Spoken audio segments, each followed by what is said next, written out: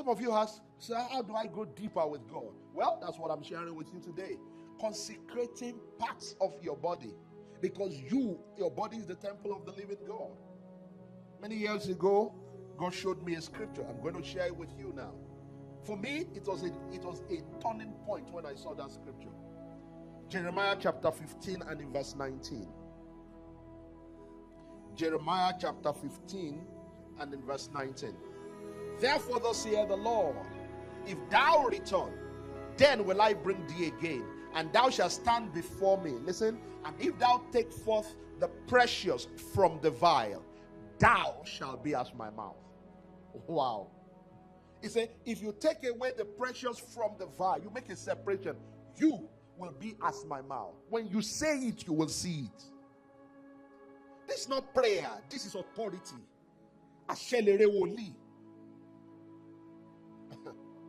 Probably I've told you before, many years ago, I went to see a great man of God before he passed. Prophet Babajide of CAC. I was already over 100 there. And he said something that got me really thinking. So he said something and we said, amen. I shouted amen. It was very deep prophetic prayer. I shouted amen. He said it in Yoruba. He said, Adura komugba ashene. Then he said,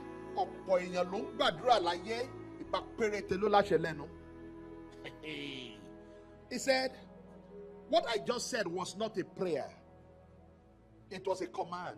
Authority spoke. He said a lot of people pray, only a few people have authority on their tongues. What's the secret? Separating the precious from the vile. James said, with the same mouth that you bless God, is the same mouth you are cursing with.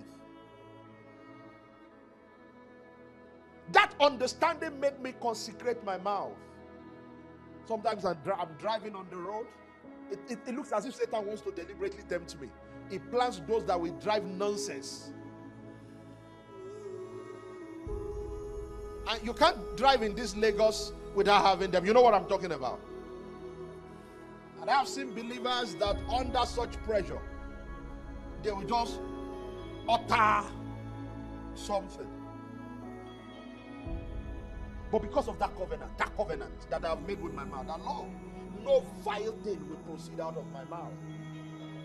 Even under intense pressure, people that drive with me will know that this is that time when you say such things. But the vile is gone. Come and say the